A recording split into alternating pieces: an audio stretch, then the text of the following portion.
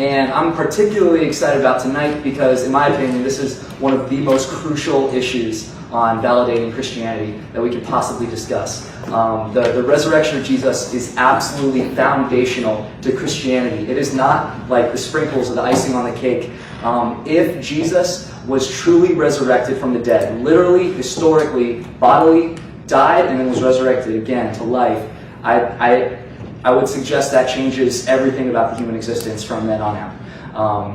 Likewise, if that didn't happen, then the very foundation of Christianity, in my opinion, crumbles, because this was something that they said proved that Jesus is God in the flesh. And so even Paul the Apostle in the Bible, this is the man who wrote a significant portion of the New Testament, said, if only for this life we have hope in Christ, we are of all people most to be pitied. And so Paul is basically throwing down the gauntlet and saying, if this is all a myth, and if Jesus wasn't resurrected from the dead, then we are fools. We are believing a myth. We are believing a lie. Likewise, Jesus said himself that he was talking about the Pharisees, and people were saying, oh, give us a sign, give us a miracle to prove that you're God. And he said, you're not going to get a sign except for that of Jonah. I'm going to be gone and Jonah was in the belly for 3 days. But anyway, Jesus basically said, the most foundational point to prove that I am who I say I am is I'm going to die and come back to life. And if he didn't do that, if he didn't come back to life, then that changes everything about Christianity. It shows that either Jesus was a liar, or he was foolishly mistaken, or those words were added in later, in which case he didn't say anything like that, and we can't trust the Bible. So I would just suggest to you, and hope that you take it seriously, that whether or not this event truly happened in history, literally, historically, and bodily, whether or not Jesus came back from the dead, has a dramatic impact on our day-to-day lives. If it did happen, then I'd say it validates Christianity. And if it didn't happen, it completely discredits Christianity, and it's nothing more than a self-help philosophy. So with that, I'd just like to introduce our contenders for the evening. I have a brief bio for each man. So David Wood, right here, it says, David is a former atheist who converted to Christianity after examining the historical evidence for the resurrection of Jesus. He's a member of the Society of Christian Philosophers, the Evangelical Philosophical Society, and the Hume Society, and has participated in more than 30 public debates with representatives of atheism and Islam. You can reach David at his website, acts17.net. He will be arguing against the motion. He believes that he will be arguing that the resurrection did happen. Once again, the motion of the evening is that the literal resurrection did not happen. So he will be arguing against that. The man arguing in favor of the motion is going to be Farhan Qureshi. And he is a former Muslim who defended the religion of Islam on the academic stage. He has debated theologians, philosophers, apologists, Christian apologists, thinkers and activists at universities, churches, and on media programs. He is now officially an agnostic and is the director of the website beliefrevision.com. He is currently pursuing a doctorate in clinical psychology and has worked in mental health for the past 5 years. I've met David at a number of events in the past at NYU, and I'm very excited to have him back. It is the first time that I've met Farhan, and I'm very excited that he's donated his time to come and engage us in this way. Gentlemen, first of all, can you welcome our contenders?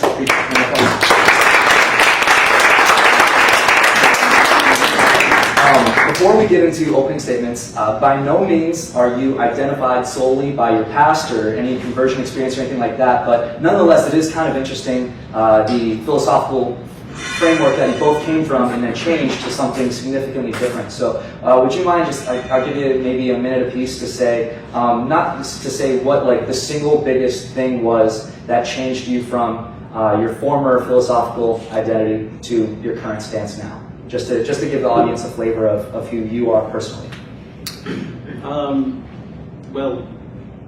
Some of you in here may have had a similar experience. I was an atheist and was persecuting a particular Christian, and I messed with the wrong one day. And this guy schooled me for months, and I eventually started studying Christianity and the resurrection to refute him. And in order to refute him, I realized I had to come up with some alternative explanation. And some of the facts that we're going to look at tonight, I realized there was no alternative explanation other than resurrection. And so there are some other things involved, of course, but that would be the biggest issue in my leaving atheism and becoming a Christian. Thank you. Sure, thank you. Well, I was born and raised in the United States to a Muslim family, and so my identity as a Muslim was very precious to me. I, like most people who become attached to their identity, whether as an American or as an Indian person or a black person, white person, Christian, Muslim, I began this process, psychological attachment to my identity as a Muslim. And so I wanted it to be true. I really wanted it to be true. I practiced it, I was devout, I loved my family who practiced it. And so I started to defend it, I started to argue for it, I started to challenge other people on their beliefs and why mine would be true. And it was a little bit during undergrad when I started studying psychology, and then eventually when I would start working in mental health, that I saw human suffering for what it was. I began to understand human behavior more empirically. As a result, I realized that religion was an indoctrination process, that people's minds are conditioned and that they are brainwashed, or they convince themselves that their worldview is true to the point where it's difficult to see outside of the box or otherwise. Defense mechanisms, if you will, come into play, denial and whatnot, in order to protect the ego from anxiety. And so once I realized that about myself, once I was able to do that introspection, I realized that nobody deserved hell, which is eternal suffering and torture and misery. That's what led me to leave Islam altogether. Thank you. With that, Farhan, you will get the first opening statement. You'll get 8 minutes. From here on out, I will basically be the timekeeper / questioner. So basically, just so you guys know where we're headed, the first portion of tonight will be opening statements. Then the next will be questions from myself that we've put together ahead of time for both contenders. Then they'll have a chance to answer, and then there will be a response, as there'll be a response for the opening statements. Then the next section will be more of a cross-examination, where I become purely timekeeper, and they will have an opportunity to ask deliberate questions back and forth to hopefully keep whoever they are talking to on topic. Most of the time, I've seen numerous debates in my life, and a lot of the time, each candidate just talks about the issues at hand that he feels is the strongest, and they never actually try to dialogue or dismantle or defeat the opposing statements or the opposing logic. They just dance around where they feel comfortable, and they both accuse the other of not attacking their own view, and they accuse the other of not really digging into the issue. And so the second portion is going to give both of these men an opportunity to keep their opponent on track, and they'll both get an opportunity to do that. And the third portion is when you guys will be able to ask your questions. Like I said, we'll collect them, and then I will ask them from the front. So without further ado, Farhan, I'd like you to come to the podium, and we'll begin tonight. Good evening, ladies and gentlemen. Thank you for coming. Thank you, crew and NYU, for hosting this debate. And David Wood, it's always a pleasure to be with you and to see you again. So it's appreciate everybody for putting this together. This is the first time I'm actually debating the resurrection topic. I've debated numerous other topics related to Jesus in the Bible, problem of evil, philosophical issues, but this is the first time I'm actually having the opportunity to discuss the resurrection. And I think that it's important because the moderator was absolutely correct that the resurrection is the most crucial topic to prove Christianity. I think it's the only one. You might have arguments for or against God, but in terms of Christianity, I think the resurrection is the big topic. And by the resurrection of Jesus, what we mean is that Jesus died medically for 3 days and 3 nights, and then came back to life. That's generally the understanding. But more than anything, more than any other reason that skeptics would reject the resurrection narrative is because of its miraculous nature. It's more of an issue of whether an event of this kind could occur than anything else. Miracles are unbelievable. people from primitive societies believed in all sorts of crazy things. It's therefore no surprise that a resurrection narrative exists, no different than other miracles attributed to mythological beings or individuals within history, whether it's Mithra, Horus, Moses, Dionysus, or others. So there's many miracle myths that are out there. So it's not a surprise that such a story or a narrative exists.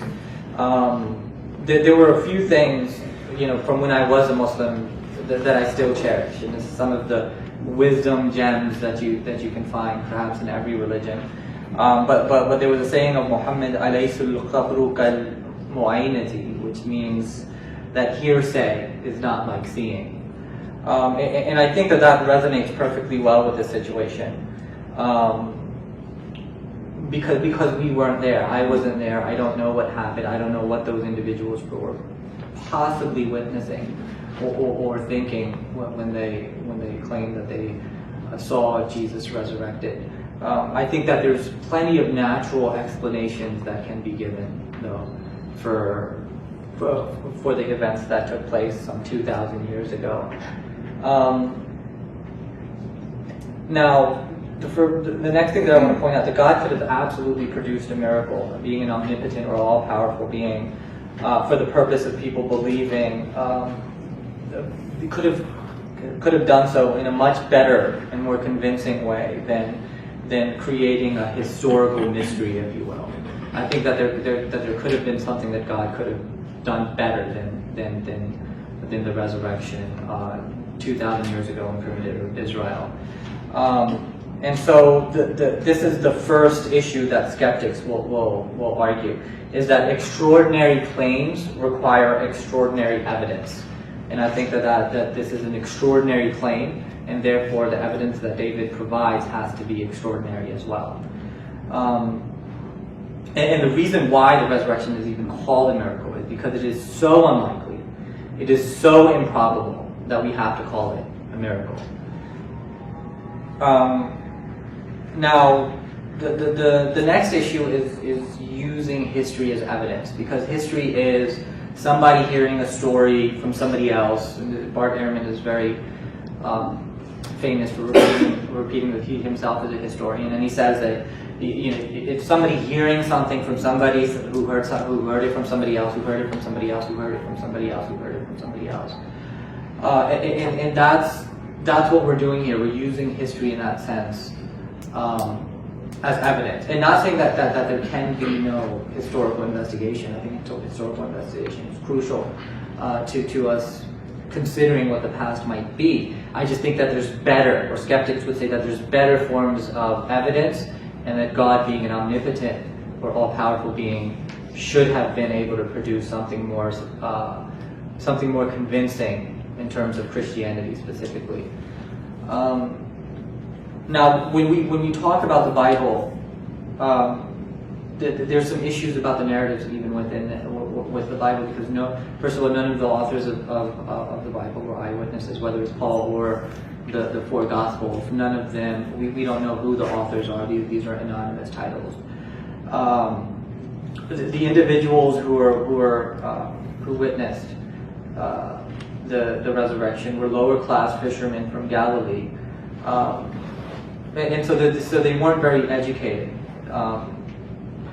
And the composers of the New Testament, on the other hand, seem to be, and Bart Ehrman is someone who points this out as well, seem to be educated and highly educated and rhetorically professional in Greek composition. And so we see a difference between the individuals that are writing the Bible in Greek and the original disciples and their background. The next issue is that perhaps I could quote Thomas Paine, who says in his Age of Reason, "I lay it down as a position which cannot be controverted. First, that the agreement of all parts of the story does not prove that the story is true, because the parts may disagree and the whole thing might be false. Secondly, that the disagreement of the parts of a story proves that the whole cannot be true. And that's the crucial part that I want us to focus on for a moment, is that the disagreement of the parts of the story proves that the whole thing is probably not true. And that's a big issue with biblical inerrancy. You know, biblical inerrancy is that the four Gospels are telling the story quite differently. Some of the more famous ones, in terms of the day and the time that Jesus died, different according to what Gospel you may read. Did Jesus carry the cross, or did Simon? Different according to the Gospel that you might read. Did certain people, did the curtain rip in half before Jesus died or after? Different according to what Gospel you may read. Who went to the tomb on the third day? Was it Mary alone, or did she go with other women? There's a difference in narrative. Was the stone rolled away from the tomb before they got there, or after? These are differences within the narratives themselves. When they went to the tomb, was it one man, was it two men, or was it an angel? The narratives are different in terms of describing this. Were they told to stay in Jerusalem, or were they told to go to Galilee afterwards? Different according to what Gospel you may read. And so, given that there's different versions of what was going on there in terms of the historical narrative, because of these significant differences,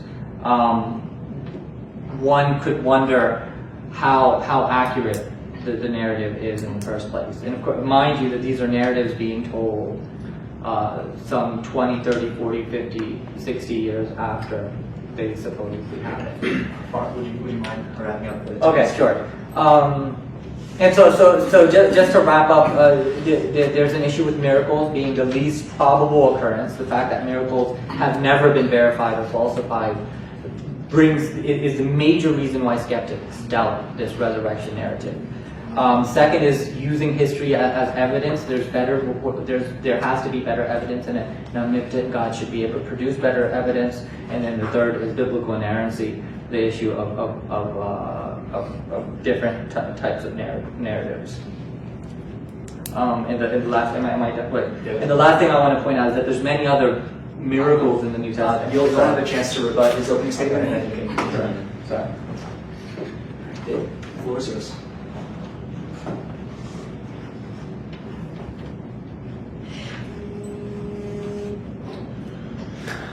Well, good evening. I'd also like to thank NYU and crew for hosting the debate, and Farhan as well for making my task so easy tonight. I can tease it. We've been friends for years. Farhan pointed out that the main reason skeptics would have a problem with this is with the resurrection is because it is miraculous in nature. And so I'd like to begin with just a quick question about skepticism. What is the correct form of skepticism? Because I feel like I have the correct degree of skepticism.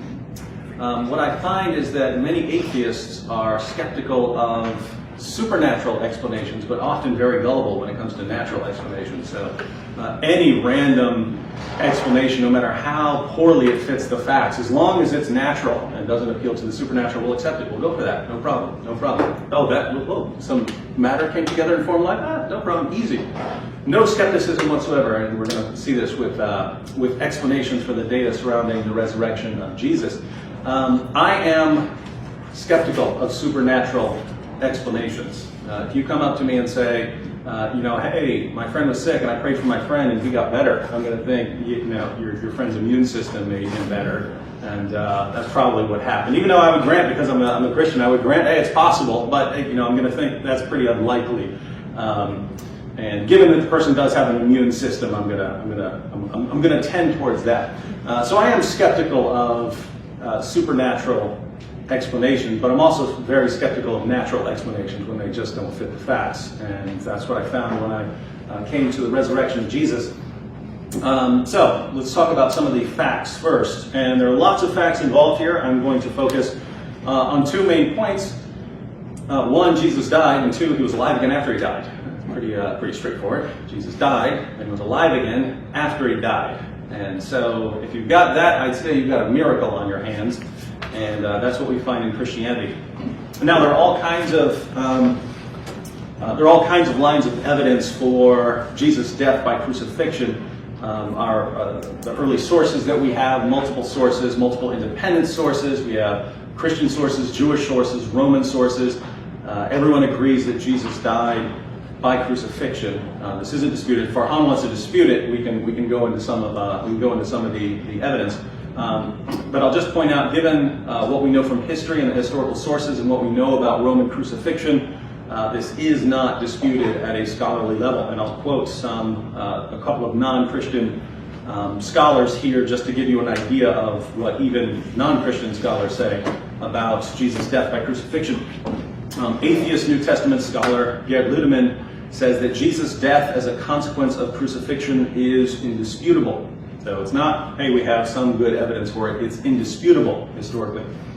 John Dominic Crossan of the notoriously liberal Jesus Seminar says that there is, quote, not the slightest doubt about the fact of Jesus' crucifixion under Pontius Pilate. And he adds that he was crucified is as sure as anything historical can ever be. And since Farhan brought up Bart Ehrman, I'll be quoting Bart Ehrman here and there. Bart Ehrman says, one of the most certain facts of history is that Jesus was crucified on orders of the Roman prefect of Judea, Pontius Pilate. So notice, these guys aren't saying, well, we have some reason to believe it, or, history is a really weak tool, maybe we have some reason to think that Jesus might have died, or something like that. They're saying, indisputable, one of the best established facts of history, period. So Jesus' death by crucifixion isn't the real issue. The issue is whether he was alive again later. And Christians appeal to various arguments here, arguments for the empty tomb, arguments from fulfilled prophecies, and so on. I'm just going to stick with appearances because that's why I became Christian. Also at the scholarly level, just as there's no dispute about Jesus' death by crucifixion, there's no dispute about whether the apostles had experiences that they believed were appearances of Jesus. So people like Ehrman and others don't believe that Jesus actually appeared to the apostles, but scholars in general at least grant that the apostles were convinced to the point of being willing to die that Jesus had appeared to them. I'll give a couple of quotations here. Gerd Ludemann again says, it may be taken as historically certain that Peter and the disciples had experiences after Jesus' death in which Jesus appeared to them as the risen Christ. Paula Fredrickson said, I know in their own terms what they saw was the raised Jesus. I'm not saying that they really did see the raised Jesus. I wasn't there. I don't know what they saw, that's what Farhan just said. But I do know as a historian that they must have seen something. And Bart Ehrman once again, for it is a historical fact that some of Jesus' followers came to believe that he had been raised from the dead soon after his execution. And Ehrman also believes these followers had experiences that they believed were appearances of the risen Jesus.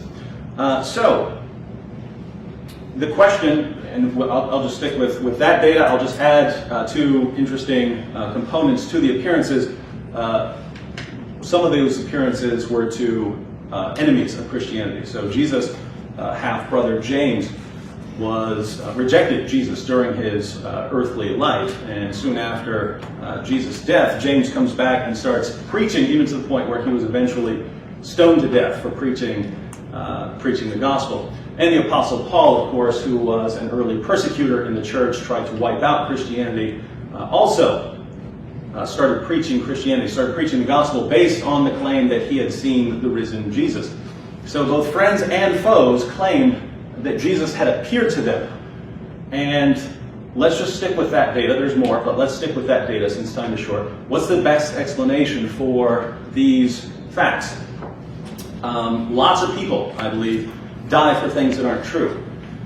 But when we turn to the apostles of Jesus, it's very different. If I die today for something I believe in, it's because I heard it from someone and I happen to believe it, and then I go out, and I believe it so firmly I'm willing to die for it. The apostles were not dying for some message that they heard from someone. They were dying for something they claimed they saw with their own eyes. And given how these men went to their bloody deaths, proclaiming that they had seen the risen Jesus, we have to ask ourselves, what convinced them? What gave them that degree of confidence that they were willing to die for this? And we can ask that question about anyone who dies for what they believe, but with these men in particular, it was about something they had seen. So what did they see that convinced them to the point that they're willing to go to their bloody deaths, proclaiming that they had seen this man risen from the dead? And the only explanation I could ever come up with when I was examining this was that they actually saw the risen Jesus. Farhan says he has plenty of naturalistic explanations. I would love to see them because I haven't found any that even come close to explaining this in any coherent way. But at the end of the day, Farhan is right. The main reason that people would reject this is because of some allegiance to naturalism or to just because we reject miracles in general. And the problem here is, naturalism as a worldview is falling apart. It doesn't account for the origin of the universe, it doesn't account for fine-tuning, it doesn't account for biological complexity, it doesn't account for human consciousness, it doesn't account for the reliability of human reasoning abilities, it doesn't account for laws of logic, it doesn't account for moral laws. It's falling apart. And I think somewhere in here I'll quote one of your professors at NYU, who's a world-class philosopher who just came out with a book saying that within about 2 generations he believes that naturalism as it's taught today is going to be something that people laugh at because of how rapidly it's disintegrating. But if naturalism just doesn't account for our world, then we can't rule out supernatural explanations of phenomena. And if we're going to allow supernatural explanations, then I think you have to allow one here. Thank you. Farhan, your rebuttal to his opening statements.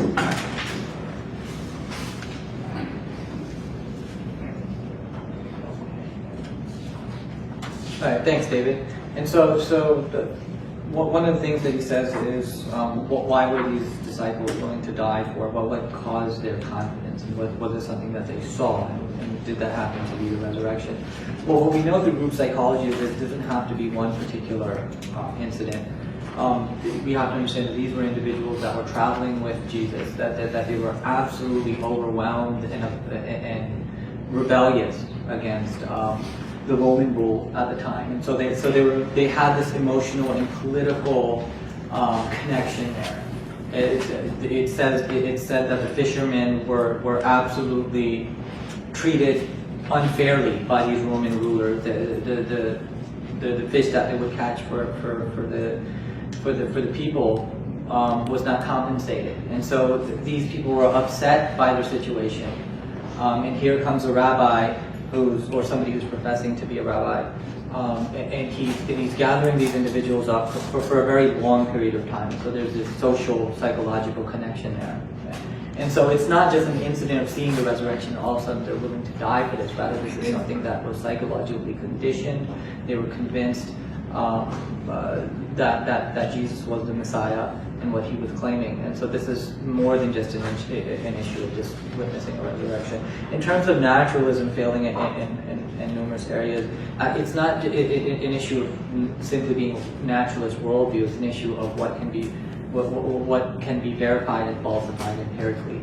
We know what the laws of physics are. We know what the laws of biology are. We know what the laws of physics are because we can verify and falsify these things.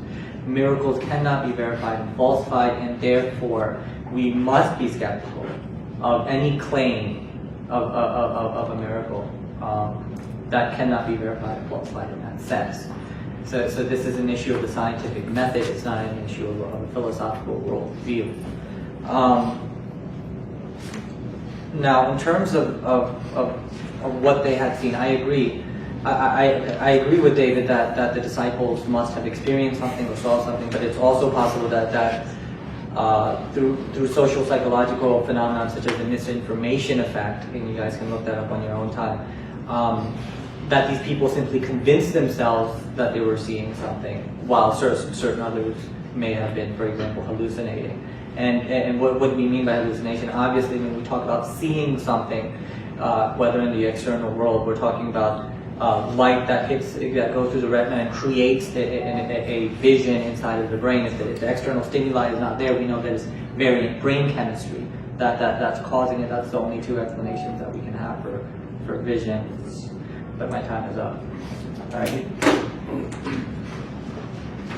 David, your rebuttal to his opening statements?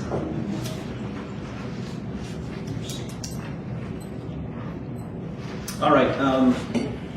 Farhan says that miracles cannot be verified and falsified by this kind of investigation. And my question is, who says so?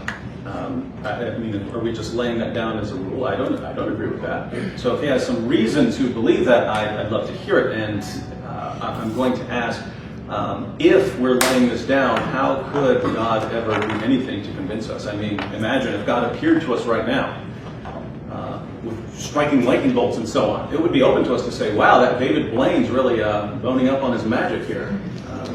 Aliens are really messing with us now. We could explain it in all kinds of ways, even if God is here in all kinds of glory and telling us what to believe. If we're going to be that skeptical to where we're just going to go with any alternative, we could never believe in God unless He just programmed us to it to give us any kind of option. So if we're going to have if we're going to be a little more open to these kinds of truths, then I would say we have to have a different methodology. Now, Farhan's alternative, his naturalistic alternative, and I'm assuming he came out with his best one, right? He obviously didn't come with one that's like 50th down on his list of good alternatives. Assuming he came with his best one, and his explanation was that the disciples were upset. They're really sad. They were psychologically conditioned to believe that Jesus is the Messiah. Jesus gets crucified, and perhaps they convinced themselves that they had seen something. Now, this is the obvious route you'd want to go if you're trying to explain the appearances to the disciples, and this absolutely fails. I mean, it fails horribly. If you wanted to explain one appearance to one person and say, maybe this person just felt really, really bad and started having hallucinations, maybe. Once you add that this person goes to his horrible bloody death, well, now you're granting that he has 10, 20 years to be thinking back, did I really see Jesus? Did I really, really see that? Am I absolutely sure because I'm about to be skinned alive, as Bartholomew was? I'm about to be skinned alive and crucified for proclaiming this. Did I really, really see that, or was I just feeling bad? And then when you add to that it wasn't one guy, it was a whole bunch of guys. In fact, our earliest source is an early Christian creed that was the original proclamation of the church. 500 people at one time. So it wasn't one, it wasn't two, it wasn't even 12, it was around 500 people at one time. And when you add to that it wasn't people who were conditioned to believe that, it wasn't just people who were conditioned to believe that Jesus is the Messiah, it was also people like the Apostle Paul who wanted to do anything he could to destroy Christianity, and James, who during his brother's lifetime thought he was insane. These aren't the sort of people who are going to have these kinds of grief visions or hallucinations. And so, does this account for the facts? It doesn't even account for the basic facts, and I give the bare minimum. I give the bare minimum of facts. And Farhan's naturalistic explanation just doesn't fit the facts. What does fit the facts? Well, if we rule out Farhan's methodology, then what do we have? We have only so far the resurrection, an actual miracle fits the facts. And if it comes down to whether I'm going to go with a supernatural explanation that fits all the facts and explains them versus a natural explanation that doesn't fit any of the facts, I'm going with the supernatural explanation. David, you can actually stay up there. That concludes the opening statement, so now we'll move into the first question period. So, David, the Bible is the main source of knowledge about the resurrection. Christians claim the Bible is true because it is the Word of God, and we know it's the Word of God because the Bible says so. Doesn't this circular logic undermine the validity of truth we hear about the resurrection? Well, some people actually do use that argument. I don't. I came to believe in the resurrection of Jesus, and I came to believe in Christianity before I actually believed in the Bible. Right? Belief in the Bible came later for me. When I was reading the Bible, I was treating it, okay, here's a collection of first century documents. So here's a collection of first century documents, and it was based on that. It was based on that, treating it as historical documents, which is what any good, reputable scholar will say, whether it's Bart Ehrman or anyone else. These are the first century documents. And they're historical documents. These are first century Greco-Roman biographies. So as far as my own thinking, it was, here, let's see what I can establish from these historical documents. Then I came to believe in the resurrection. And then After believing the resurrection, believing, okay, this is God's sort of central work and sign in history, obviously he's going to want to preserve this, and so you eventually get to preservation and inspiration of scriptures. But I wouldn't start with belief in the inspiration. Some do. Again, I came from an atheistic background. I would regard that as kind of circular there. But the resurrection doesn't depend on presupposing belief in the inspiration of Scripture. Notice I appeal to facts that scholars in general, like people like Bart Ehrman and so on, and what's the best explanation of the facts. And but anyway, that's just my. Other people have an argument for Scripture like that. There are different arguments you could give. But again, for me, started with the miracle and then working out from that central miracle, which can be investigated historically. Yes. Farhan, you'll get a chance to respond, and then you'll answer a question of your own. Just so the audience is on the same page, they've mentioned Bart Ehrman a number of times, and he's one of the most respected non-Christian historical scholars alive today. Arguably, he has studied the New Testament extensively, and he's personally he's very skeptical, and so he's a very extensive debater, and so yeah, just so you know. So you'll have about a minute to respond to his answer to the first question.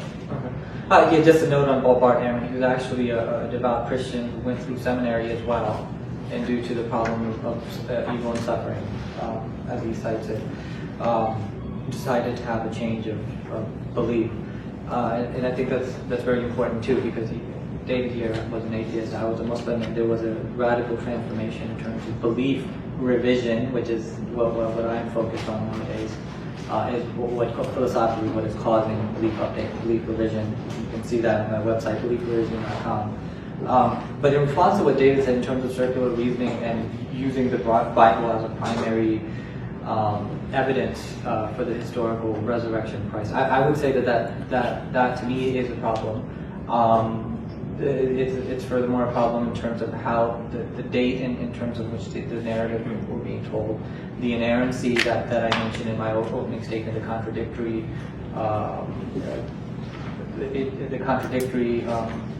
statements that are there in the four Gospels.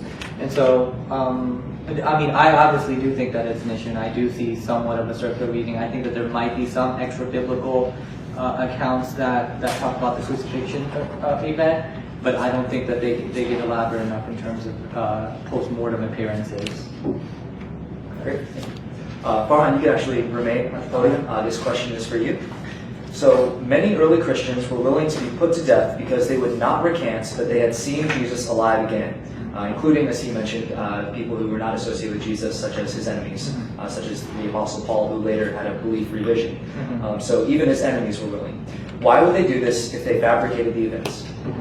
Well, again, when we look at cults and we look at social psychology, for David Qureshi, for example, Charles Manson, for example, 300 people, there was mass suicide. Okay, there was mass suicide. And you look at Muslims who are blowing themselves up in the Middle East. It's no surprise that people would kill themselves before what they believe in. So I do think that they were utterly convinced that Jesus was this great Messiah and everything. But it's not a surprise that they were willing to die for it. I think that's conceivable. In terms of Paul, there's my theory is that he was suffering from temporal lobe epilepsy. I think that he was having hallucinations. Clearly, he was seeing things that other people were not. There was this extreme pain that went along with his visions. And so I think, in addition to that, I think that it's possible that he started to psychologically go down and depressed because of all the persecuting that he did towards Christians, and seeing how faithful the Christians were and even how righteous they were. He might have been emotionally struck by that. So I think that there is a psychological explanation for this type of behavior. Thank you. David, your response? Yeah, now we actually have a combination hypothesis, right? Because Farhan wanted to explain the beliefs of the disciples, of Jesus' original followers, through some kind of conditioning and grief hallucinations. And now, in order to explain the Apostle Paul, who obviously wasn't conditioned to believe that Jesus is the Messiah, we have temporal lobe epilepsy to explain the appearances to Paul. So it's just very interesting, and we have to toss James in there, so we can toss in, I guess, some epilepsy or some kind of other hallucination there. It's just interesting that with respect to Jesus, this is the one that just everyone's hallucinating about. Hundreds of people all just start having epilepsy and having these grief hallucinations and so on.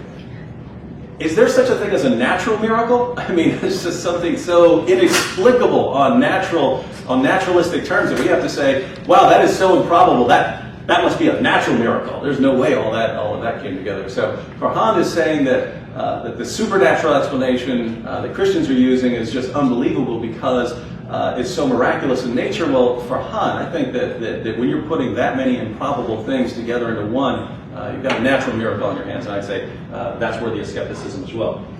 Great. Thank you. Farhan, you could retake it. This question is for you. So, why do you think most Christians still believe the resurrection to be literally true?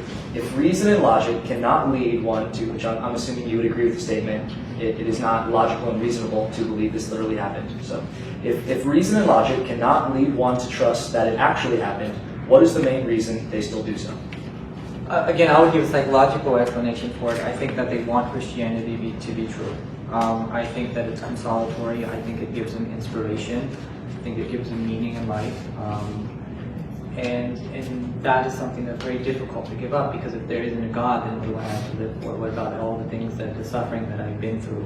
Am I not going to be rewarded in the afterlife? I think these are existential issues that each and every human being has. And so religion is consolatory in that sense. But I do think that there are a number of Christians, don't get me wrong, who have intellectually pursued Christianity, and that the resurrection is the strongest argument in their minds as evidence for Jesus, for the Jesus narrative, and I do admit that that's possible. Is that it? Yeah, you can cease talking whenever you want. You have a few more minutes if you'd like to. Oh, 3 minutes? Yeah, each. I should have described I it. could go back to what Dave was talking about earlier. I don't know if that would do justice to this question. You can use your time however you like. Okay. You have about another 2 minutes. So Okay, yeah, the fine. questioner gets about 3 minutes, and then the response is a single one. So you can use your time however you like. Yeah, I mean, in terms of that question, I think that it's perfectly acceptable to have a psychological explanation for why somebody would be Christian. But what he was talking about earlier was mass hallucination. I doubt the 500 number. I'm not sure if we can historically verify that there was hundreds of people who were seeing this.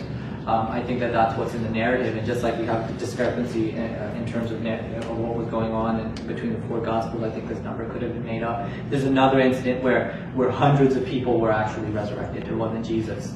It just wasn't Jesus, and their tombs were wide open, and you had hundreds of zombie-like, I don't know, resurrections. And this is in the biblical narrative that talks about 500 people witnessing this as well. And there's no historical evidence for this. And so it's possible that certain individuals are hallucinating like Paul. I mean, obviously, if you're seeing things and hearing things that other people are not, we understand, and that's like I work in mental health, that we define this as auditory and visual hallucination. There's no other way to explain it. David, you have a minute to respond. Farhan said he doubts the 500 number. It's important to keep in mind that that's not even in the Gospels. It comes from a much earlier source. That comes from the Creed. The Creed is recorded in 1 Corinthians chapter 15, but it's actually much earlier. So if you want the earliest passage in the New Testament, it's a Creed at the beginning of 1 Corinthians 15, verses 3 through 7. And that's where we come up with the number. And why is that important? Because even critical scholars will date this creed to within 2 years of Jesus' death and resurrection. So if this is circulating in 2 years, and this is on the list of witnesses, these 500 people, certainly not something that would have obviously been exposed as a lie pretty quickly. the hundreds of zombie-like people, the Bible doesn't give any number of the people that were raised, but it's an interesting point. It doesn't say hundreds or anything like that. It's an interesting point because that does come from a later source, much later than the Creed. That comes from the book of Matthew. So I'm coming at this critically. Farhan is putting all of this on the same, everything in the Bible on kind of the same level. I'm looking at this saying, wait a minute, you're quoting one source. I'm quoting the absolute earliest material that is confirmed even by critical scholars. And the difference between, say, resurrection or the raising of certain people, the raising of Jesus, is the sheer number of sources and the sheer number of witnesses, and that's why we point to that miracle. I believe the other miracles occurred, but as far as what we have evidence for, we just have vastly more evidence for the resurrection of Jesus. And I don't think that's a coincidence, given that's the cornerstone of Christianity. Thank you. You can actually remain at the podium. This question is for you again. You have 3 minutes to respond. The scientific method used to discern and unveil truth as we know it today relies on observable, repeatable tests. Since the resurrection fits neither criteria, shouldn't it be rejected in the same way we would reject anything else that is nowadays not observable or repeatable in science? Well, we're talking history here. The scientific method is the scientific method, and not even everything in science is actually uses the scientific method. When we're talking about the scientific method, we're talking usually about things you do in the laboratory. You perform an experiment, you gather your data, you formulate a hypothesis that accounts for the data, and then you formulate more tests to go and explore that data. More tests to test your hypothesis and see if it's confirmed or disconfirmed. You can do that in a laboratory, but you can't even do that with various things in science. If you're talking about the formation of the universe, you're not talking about repeatable experiments that you say, okay, let's try it over and over again and see if we come up with the same thing. If you're talking about the history of the world or the history of evolution or something like that, you can, these aren't things that you do in the laboratory. You repeat your steps in that way. But I believe that the heart of testing hypotheses, even though it's not the same as the full-blown historical and scientific method that you use in the laboratory, the kind of heart of testing hypotheses does apply in other areas, whether it's to historical events or to scientific phenomena, namely that you form a hypothesis that is going to account for the data. You try to say, I want a hypothesis, I want an explanation that accounts for what I'm trying to explain. And if it accounts for it, then it's a good explanation, and you look for if there's any disconfirming evidence, and you look for competing hypotheses, because sometimes you can come up with multiple hypotheses that account for the same data, and then you try and come up with tests to see which one is confirmed. So applying that method of hypothesis confirmation to the resurrection, we have our data. We have data to work with. There's no shortage of data. We even have data that are agreed upon by both Christians and non-Christians. And so the method I've laid out is, here's the data, what accounts for it. It's obvious that the resurrection accounts for why every shred of evidence we have tells us Jesus died, and every shred of evidence we have tells us he was alive again after he died. The resurrection fits that very, very well. The alternatives, if we're going to start appealing to mass hallucinations and epilepsy and so on, if you're going to do that, you could explain anything, right? You could explain anything like that. You could explain anything in history like that. Neil Armstrong walked on the moon. No, he didn't. They all had hallucinations. How powerful is that? One, it's so improbable that we would have to reject it based on its sheer improbability. And two, it still doesn't even account. It still doesn't even account for the data. You might know people who hallucinated that they saw their grandma. A couple of years later, if it comes down to I'm about to be tortured to death over this, the person's going to be wondering, did I really see grandma or something like that? And with the disciples, it's to the man, down to a man. It would be different if half of them were ready to go to their deaths and the other half had doubts. It's down to a man.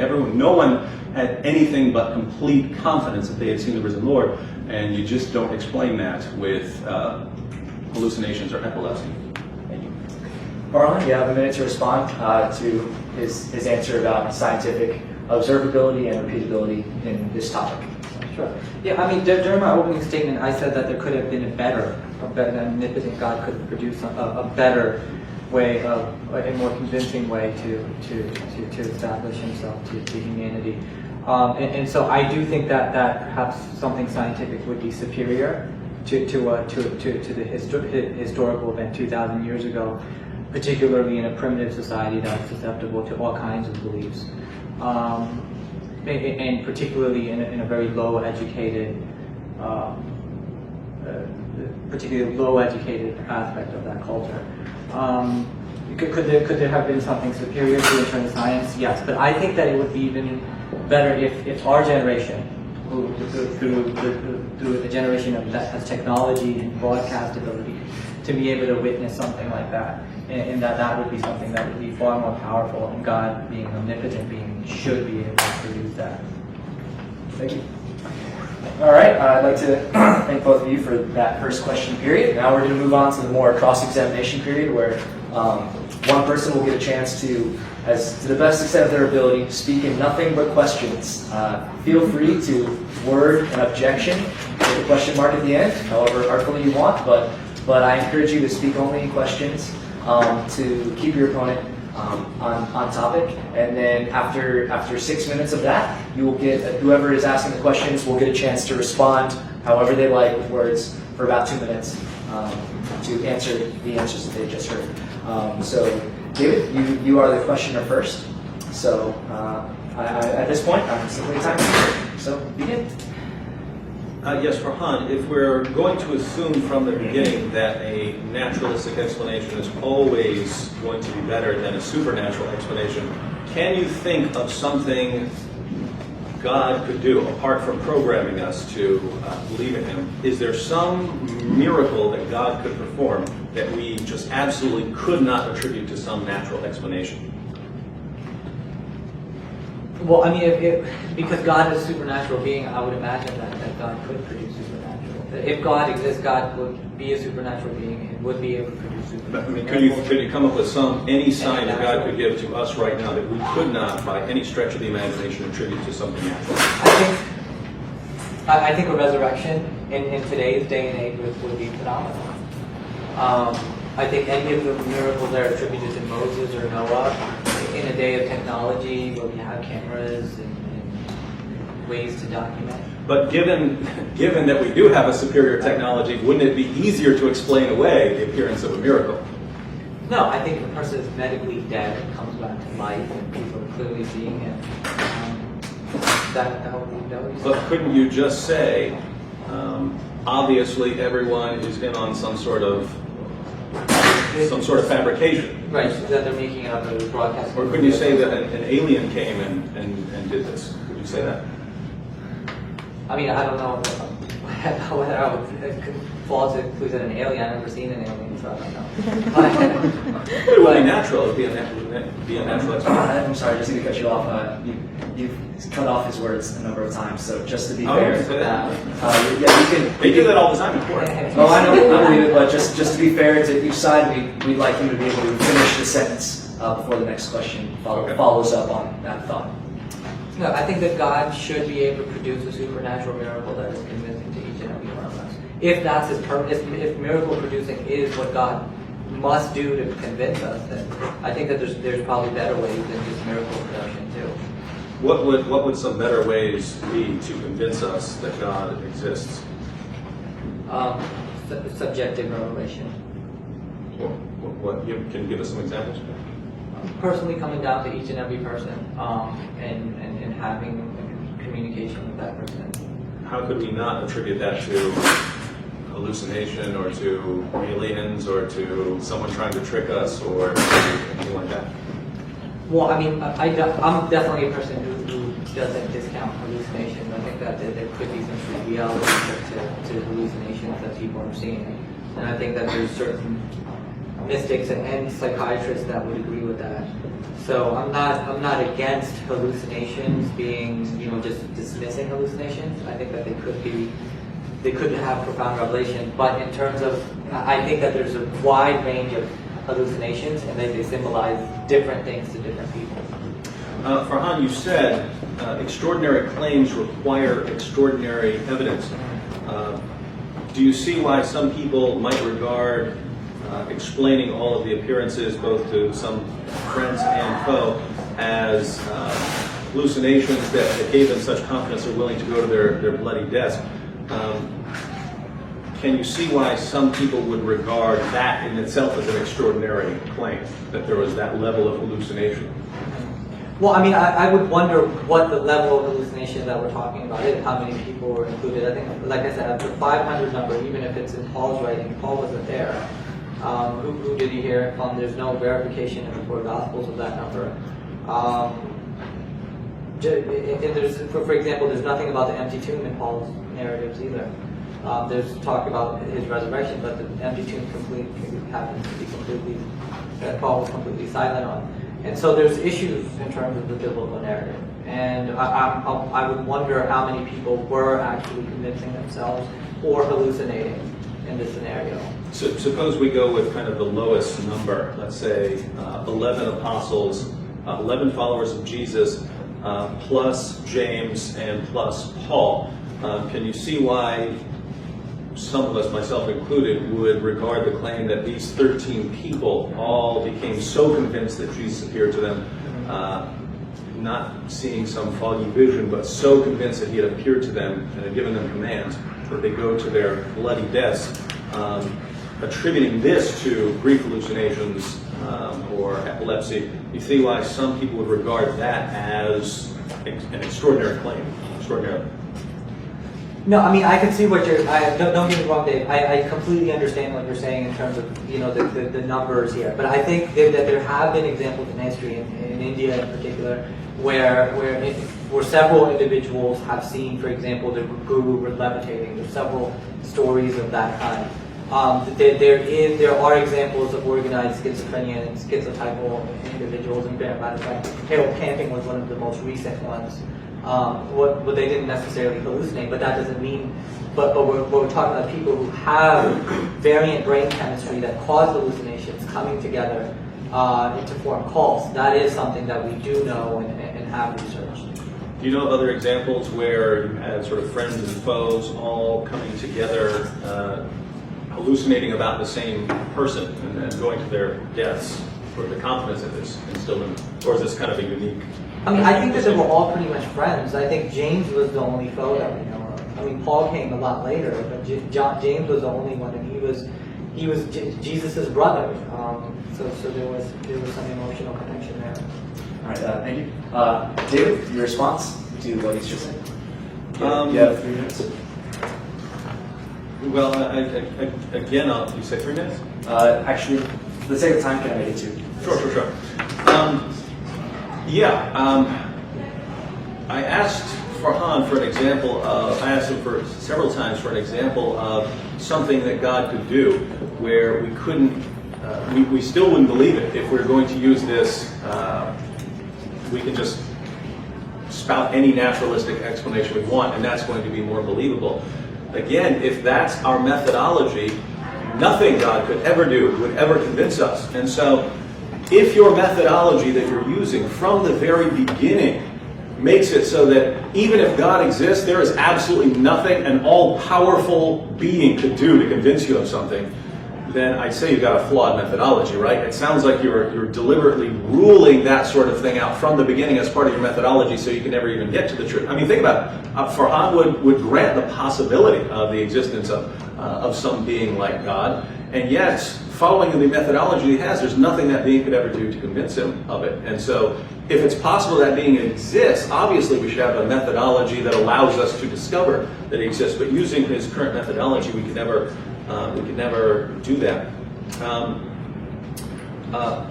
As far as the other issue that we discussed, whether his claim that maybe these guys got together and they were having some kind of hallucinations and they have this brain chemistry, and the Apostle Paul comes along later and so on.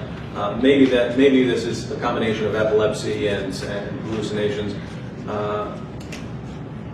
I mean, just think. I mean, what are the odds? If you said one guy was so nuts that he went to his bloody death, based on something he saw, that would be one thing. When it's everyone who is there and they're all saying the exact same thing, and it's both friends and foes, it's people who were devout followers of Jesus and people who are devout enemies of Jesus, and they all see the same thing and go to their bloody deaths, I think you've just pushed the limits. I think you've pushed the limits of believability with these natural explanations. Thank you. All right, Farhan, now it's your opportunity. You'll have 6 minutes to ask nothing but questions of David. Well, my first question, really quick, is the Bible talks about several miracles. The resurrection is the only miracle that it speaks of. For example, Jesus walking on water, curing the blind, curing the leprosy, and this mass resurrection in Israel. Would you agree that all of these, virgin birth is another one, would you agree that all of these other miracles of the New Testament have no historical evidence for that whatsoever? I believe they do have historical evidence. They don't have the same kind of historical evidence that we have for the resurrection. So if we talk about Jesus walking on water, we have that in the Gospels. The Gospels are first century Greco-Roman biographies. So you have some sources reporting at least that people in the first century were claiming that they have seen that. That's some evidence. That's some historical evidence. But that's different from the evidence we have with Jesus, where the information is so early and so widely attested that even critical scholars are granting the core facts of the resurrection without admitting the miraculous. They're granting all the facts that the claim of the miracle is based on. You don't have, for instance, Mark Ehrman granting, hey, Jesus was there, he was on the water, we don't know how to explain it. You don't have that sort of thing, but you do have that with the resurrection, granting at least the facts that it's based on. Well, I mean, with the resurrection, you have several people. You have several people claiming they believe and we're seeing that these more and more experiences. But these other miracles, such as Jesus walking on water, you don't have numerous people attesting to this. You just simply have the narrative, and that's it. So how does the narrative itself act as evidence for that Jesus actually walked on water, or that there was a mass resurrection? Oh, well, I understand that, and I'll go ahead and say, if I didn't believe in the resurrection and therefore didn't believe in Christianity, I wouldn't believe any of these stories. Right. What I was denying, your first question was, you said, I say that there's no historical evidence for them. Would I agree that there's no historical evidence for them? I would agree that there is some, but going back to something I said earlier, I would put it in a kind of progression. Right? We can examine the core facts of the resurrection of Jesus, and we can learn that Jesus rose from the dead. Given that he rose from the dead, now I'm going to, one, trust the followers a bit more, because if someone just rose from the dead, you're going to be trying pretty hard to preserve other things that this person did and his message. And if you have now a miracle, then that's where inspiration comes along. This is something God is doing. God is obviously going to want to preserve this message for future generations if he's doing this kind of work. And therefore, I would expect God to be somehow involved in the preservation of the material. So for me, this isn't true of everyone, but it starts with the resurrection. No, I mean, like I said, I understand why the Christians are arguing the resurrection as a historical evidence, but you do agree that there's no argumentation for these other miracles that elaborate as you do with the resurrection. You could make an argument for them. You could say, look, the feeding of the 5,000, it occurs in all the Gospels. Therefore, you have multiple independent testimony to this miracle of Jesus. You could argue that, but if I weren't persuaded by the resurrection, no, I wouldn't be persuaded of these other miracles. In other words, I would say, okay, you guys agreed, and so what? I don't believe it. And that's why you don't have a lot of Christian apologists saying that, okay, Jesus walking on water is evidence for Christianity, or Jesus curing Lazarus of leprosy is evidence for Christianity. It's not historical evidence for it. Resurrection seems to be a little bit different because it's something that multiple people were claiming to have seen. Okay, now when we talk about hallucinations, if somebody were to come to you and say to you that they're seeing things or seeing dead people, like in the Sixth Sense, or they're having these visits from angels, or something to this extent, would you not say that this person is having auditory visual hallucinations from a psychiatric position, and to say that anything other than auditory and visual hallucinations such as in Jesus' case, would fall into the logical the logical fallacy known as special pleading, which means that in all other circumstances it's hallucination, but this one it's not. If someone said that angels were appearing to him, it would certainly be one option that this person is hallucinating or that this person is lying, but I happen to believe in angels, so I would have to grant that as a possibility. I wouldn't believe that it was necessarily that it was hallucination. I wouldn't necessarily believe that it was from God if the circumstances were radically changed to where it was many people all saying they saw the same angel. But just to give you an example here, my mom said she saw a ghost one time, but her husband also saw it, right? So they both saw the ghost. So normally I would think, okay, my mom said she saw a ghost, who cares? When they're both telling me that they were sitting there witnessing a ghost that stood there for several minutes, then I have to start thinking, I don't know, right? The point is, I don't necessarily believe that they saw ghosts, but I'm not going to discount it just because now it's you have multiple people saying the same thing, and with the resurrection, of course, this is far beyond that. Okay. That's the time we have. So right now you have 2 minutes actually to respond to everything you just heard. Okay. Well, I mean, there are stories, and I come from a culture where there's stories of ghosts and demons and goblins, that multiple people have gone to a haunted house and experienced the same thing, or something along those lines. I think the psychology in this sense, in terms of hallucination, is it's very elaborate.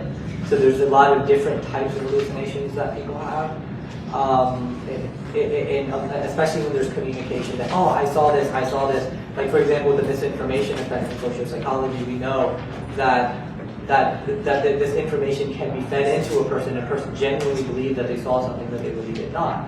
And this is something that's been researched in social psychology, and there's peer-reviewed articles for things like the misinformation effect. I think that because when we're talking about hallucinations, we're talking about visions, we're talking about brain chemistry, we're talking about if it's an external entity that light is going to reflect off of that entity and it's going to go through the retina and create an image inside your brain. If it's not there, then it's variant brain chemistry that's causing it. These are the only 2 types of visions that we as human beings know of. There's no additional explanations for it. And this is something that we can do the fMRI scans on the brain to actually observe that these are the 2 types of visions that human beings have. This third phenomenon of beings being present with no variant brain chemistry, and yet there's nothing external to their presence, is simply unheard of. And so what I'm saying is that special pleading is when, in all of the known cases that we have, that these things are hallucinatory. But in this special case, it's not, and that's special pleading. Oh, okay, great. That's fine. Thank you for that. So we'll now move into the 3rd portion of the debate, which is the audience questions that we've collected. If at any point you want another card, or we might even go to raising their hands, but if you still have your card, you haven't passed it in, feel free to write a question and just pass it up to the front to Sydney or myself, and it might still make it in if we have time. So the first question is for David from the audience, and it's rather long, but it says, my question deals with the great assumptions of this debate. Great assumptions. This debate is not, the core of Christianity is not that Jesus died and was resurrected, but that the God of Jesus is the universal God of all people, and his teachings and judgments apply to all. Why is it that an occurrence that confounds human definitions of truth and certainty confirm or justify a worship that condemns people to damnation and others to paradise and unity with God? Isn't a miracle like a resurrection just something we cannot explain, and why should the human limits of truth be the basis for judging people? Well, there are a lot of issues in there. I want to point, as far as the topic of the debate, most of that would be irrelevant. I'll go ahead and take a crack at it, but I just want to point out that most of it would be irrelevant. If the question is, whether Jesus rose from the dead, whether that confirms Christianity or whether that establishes Christianity is at least conceptually separate issue. If someone rose from the dead, that is a separate issue from whether what else this issue does. And so, questions about condemning people to hell and stuff based on this, those are somewhat separate issues. But think about what this is claiming. That the purpose of Jesus is to just unite all people and so on. And his central message isn't about his death and resurrection. I mean, where are you getting this? I mean. In other words, if I sit back and I say, here's what I would like Jesus to be. I would like his central message to be about just uniting all people. Therefore, that was Jesus' message. And enough of this crucifixion, resurrection stuff. Do we just get to define people sort of in our own image like that? Well, the problem is we have historical records about Jesus. We have the historical writings from that time. We have the message that his followers went out and preached. And in the book of Acts, where we see Jesus' original followers going out, they always centered their message on three facts. One, Jesus died on the cross for sins. Two, he rose from the dead. And three, he claimed to be divine.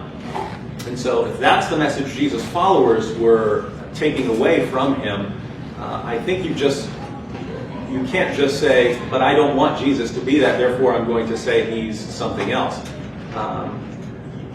In other words, if you want to deny that Jesus is who he claimed to be, or what the early records say, then just say he's a nutcase, or just say he's a liar, or just say he's demon-possessed, or say something else like that.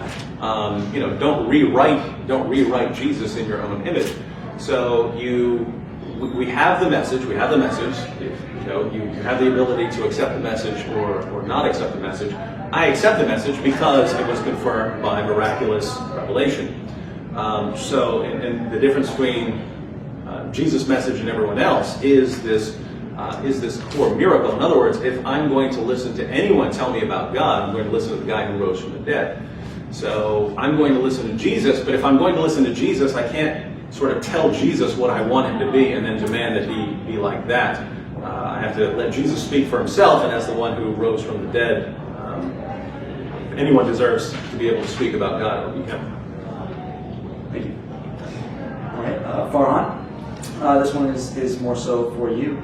It mentions that if the resurrection is true, that's clearly a demonstration of God's power. But you've objected that if there is a God, he would have done it in a better way. So it's asking for specifics of, hypothetically, like if you were God trying to reveal yourself, how would you do it in a better way, specifically than what we see in the Jesus narrative?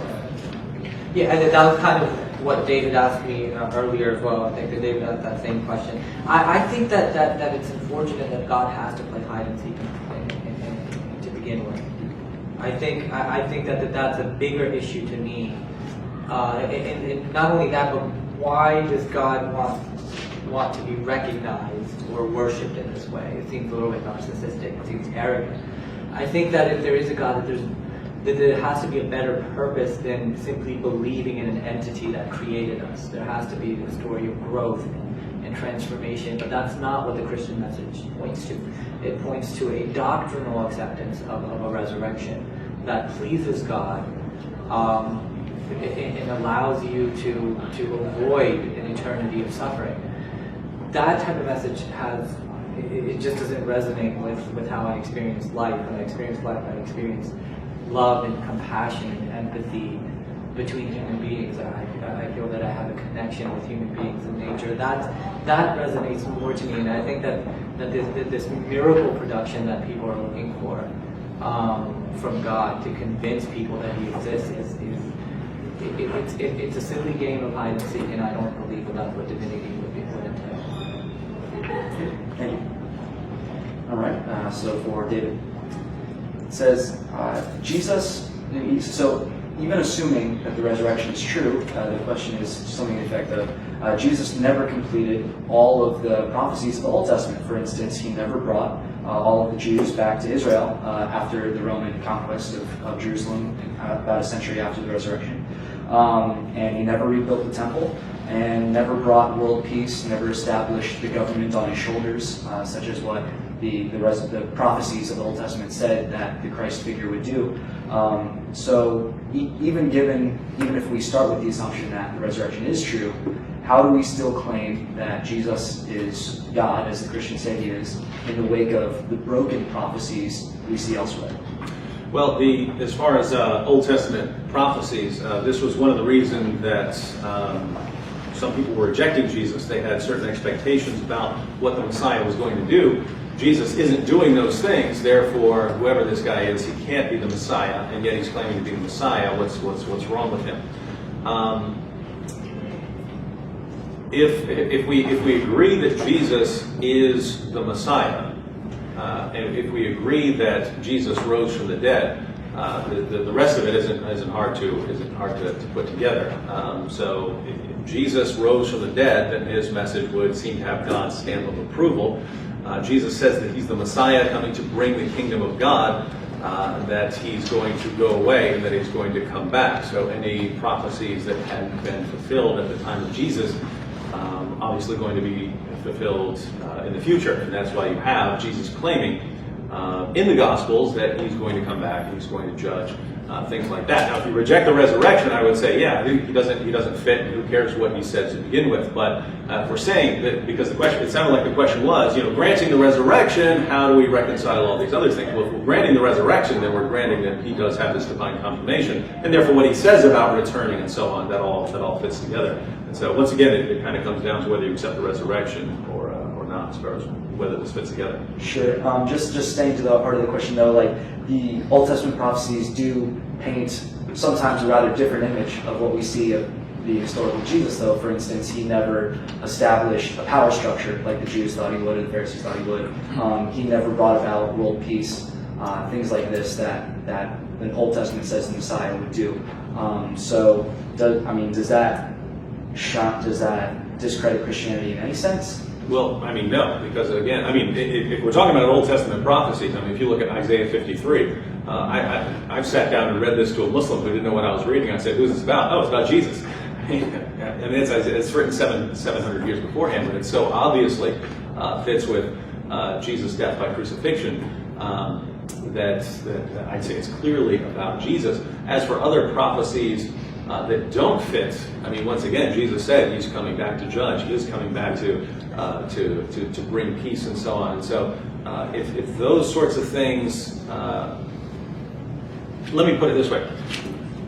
If someone's going to say Jesus didn't fit those things when he came, therefore that's a problem, well, the only people who are going to be concerned about Old Testament prophecies not being fulfilled in the Messiah would be the Jews. But if you're an Orthodox Jew, you still believe those prophecies haven't been fulfilled. In other words, if Christians believe certain Old Testament prophecies haven't been fulfilled yet, Jews believe the exact same thing, that certain Old Testament prophecies haven't been fulfilled yet. There's no timeline given on some of those prophecies of when they're going to be fulfilled. So Jesus comes, and he's very different from what people expect, but he's obviously fulfilling certain things, and he says he's going to fulfill the rest. If the resurrection happened, then I have to agree with him. If it didn't, then I see why you would say he doesn't fit. Gotcha. Thank you. Most of the questions were for you, David, so this will be the last question of this section, and we'll move into the closing statements. So this is based on something that Farhan mentioned in one of his, perhaps his opening statements.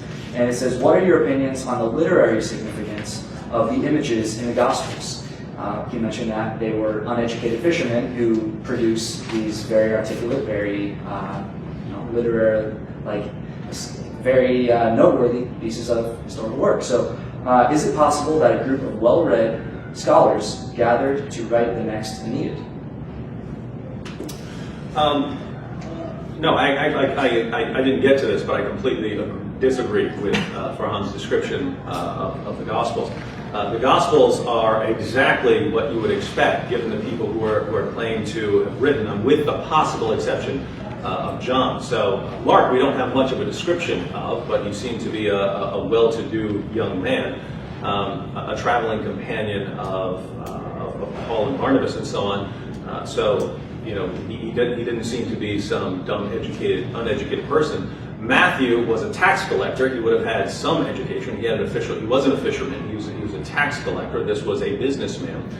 He would have been used to taking notes and so on like that. It would have been difficult for him to keep track of the events of Jesus' life. Luke was a physician, would have been extremely educated, Luke was a physician, so he would have been extremely educated, and I don't think it's a coincidence that this is some of the best Greek in the New Testament, and then we have the book of Acts, which even non-Christian historians agree is very well written history. That's exactly what we'd expect from a very well educated person. So the only question as far as the Gospels are concerned is the Gospel of John, is the Gospel of John itself, which does claim to be written by a fisherman. I don't necessarily associate being a fisherman with being dumb. I don't. You could be the smartest man in the world and be a fisherman. Jesus was a carpenter, super intelligent person. I don't associate being a fisherman with being dumb. But at the same time, if we're speaking critically, there are lots of scholars out there, and there are even Christian scholars who believe that based on some of the things that are said at the end of the Gospel of John, that the Gospel of John is actually sort of John and John's followers putting this together. And we know that throughout the New Testament they would have scribes, right? So lots of times Paul would sign the letter in his own hand at the end, but he's dictating to a scribe. And so it wouldn't be a problem for someone like John to be dictating this to his followers who are then compiling the book of John. But I don't see anything in the Gospels that would be inconsistent with the people who they're attributed to. Thank you. Farhan, I'd like to conclude your response to that about the apparent discrepancy between the lifestyle of the men writing the Gospels and the literary elements that we see as a result of their work. Well, I mean, the bigger issue with the Gospels is that we don't know who authored them. Well, what I was speaking to when I was talking about Jesus' disciples in terms of being fishermen was that these were the types of individuals that were following Jesus. These were the type of individuals who were susceptible to beliefs like these, like the beliefs that Jesus was preaching. And so when I'm talking about low education, when I'm talking about the primitive cultures, what I mean is that this is a type of culture, and these are the types of people that were susceptible to these kind of belief systems. Peter and I think Peter's actually identified as being illiterate in the book of Acts. And so there is a level of illiteracy there. But more important than that, I think that there was a connection between these disciples. They're tired of the Roman Empire. They wanted to rebel against it. For example, Judas was the zealot, right? Judas was the zealot. Is described as a zealot. They had problems with the Roman Empire, and so they had an additional reason to come together and follow Jesus as well. And so, I mean, I wasn't trying to do that to belittle the followers of Christ. I'm simply trying to say what these types of people were obviously susceptible to. Okay, thank you. That will conclude the question period. So, Farhan, you got the first word. You'll also get the first word now. You have 6 minutes for your closing statements. Yes. I get the first? Yes.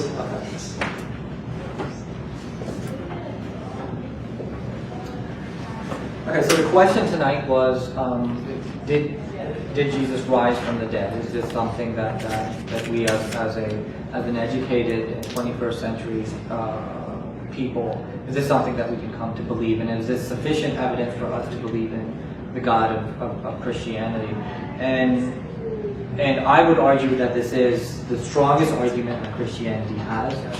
I agree with that, and I think that it is something that we should be contemplating over. This is something that we should be thinking about in terms of intellectual pursuit. And I will even go to the next step if you're open to it, and as an agnostic, I'd be praying about it. And so that's something that Christians have definitely opened me up to more, and I appreciate those prayers, and I do think that this is not something that even I personally can just say case closed. I think that the way that the Christians paint the picture of or how the New Testament narrative explains the scenario of the resurrection is interesting, because according to the facts that are there in the narrative, it would seem that that it's plausible that Jesus was resurrected from the dead. I have problems with the inerrancy issue of the Bible. There's different accounts in terms of what happened, how many men were there, how many people, whether it was angels or 2 men, how many women went to the tomb, and so there's issues with the narrative that David did not touch on. But the bigger thing, again, for the skeptic is the miraculous nature of this event. That's something David and I agree on. And the question that the skeptic has is that if there are other explanations that we have, whether it's hallucinations, whether it's people making up stuff, whether it's a stolen body, or whatever the theory might be, if there are other possibilities, then we would prefer those possibilities to the miracle, which we define as the most improbable possibility of all historical events. And so David and I debated the problem of evil yesterday, and one thing that he said that these are all theodicies to explain why God would allow evil. These are all possible reasons why God would allow evil. And so in a similar instance, I would argue today that these are all possible scenarios in terms of what happened 2,000 years ago. And that we should be open to them in the same sense, and that we should prefer those that conform to reality as we know it, that conform to the reality of science and empiricism and falsification, and modern technology. And so, I mean, I do think that there are other explanations. I do think that if people are claiming to hear things and see things that other people generally are not seeing, that they are hallucinating. And I think that these are reasonable explanations for what went on 2,000 years ago. Thank you, NYU and crew, and David Wood again, and thank you guys for coming. Peace and love to everyone.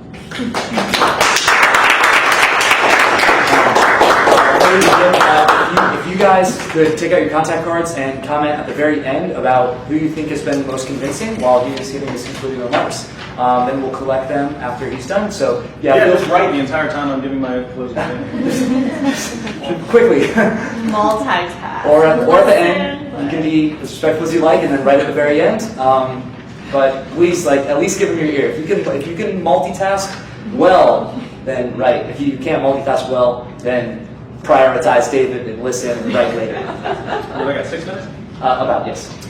All right, well, Farhan said something interesting at the beginning of his conclusion there. It's something that's been coming up. He said that the issue here is whether this miracle is sufficient to establish the truth of Christianity. And in that vein, throughout this debate, he's been saying things like, couldn't God have done something more?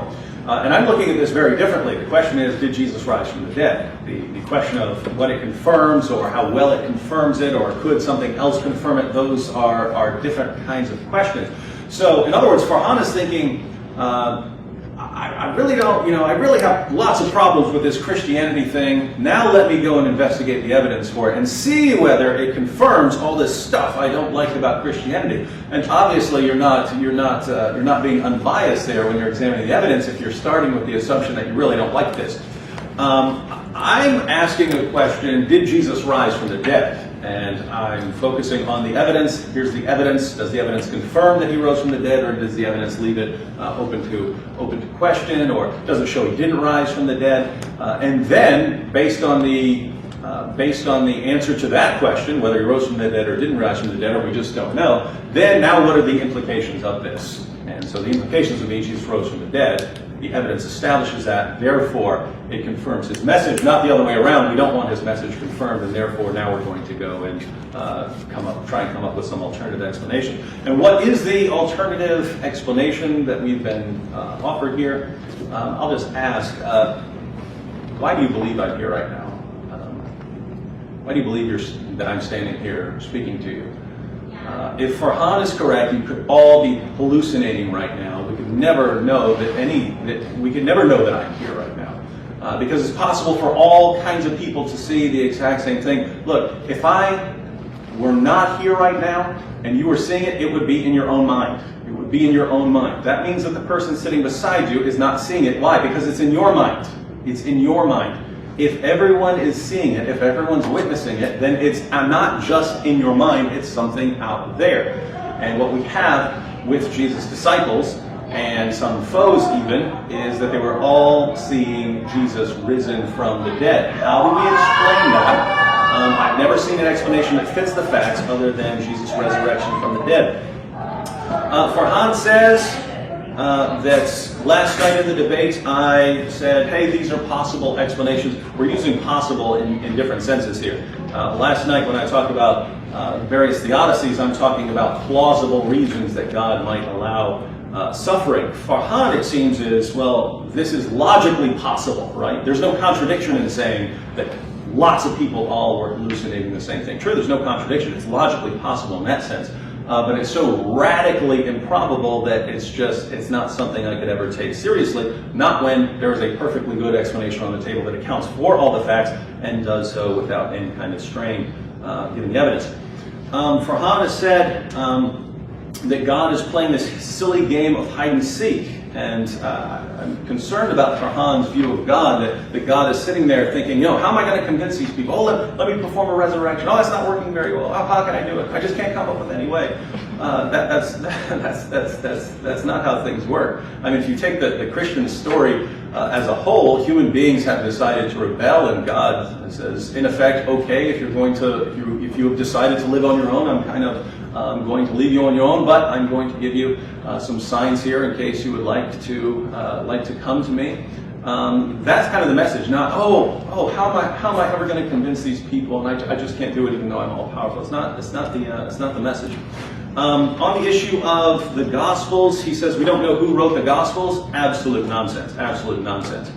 We know who wrote the Gospels. Those are the names that have traditionally been attributed to them. It was in the 2nd century, but these are the followers of, these are the 2nd and 3rd generation Christians here. So you can be skeptical about that, but if you're going to be skeptical about the authors just because it's Christianity, be consistent. Doubt Homer, doubt Plato, doubt all of these people wrote these things. If we're just going to say, even though we have evidence for it, even though these are the names that are attributed to it, we're going to just reject them. He says I didn't respond to his complaints about contradictions in the Gospels. Well, that's because I explained in the beginning. I'm approaching them as I did in the beginning when I became a Christian. These are historical documents. And actually, that was one of the reasons I started trusting them in the beginning, that I saw differences, because before that I believed these guys got together and invented a religion. And then I start seeing differences in the narratives, and I think, wait a minute, these are not guys who got together and invented a religion. Otherwise, they would have, had these identical stories. So it was actually something that made me start trusting the Gospels more in the beginning as historical documents. As far as inspiration and whether these are actual contradictions, you can find harmonizations of the Gospels pretty much anywhere. You can go on Google, you have books on the harmonizations of the Gospels. I've never seen anything that's really a clear contradiction in these resurrection accounts. And finally, Farhan says that love resonates with him more than this Christian message about brutal judgment based on adherence to a particular doctrine. Farhan, if love resonates with you, I don't know how you're looking at this story, right?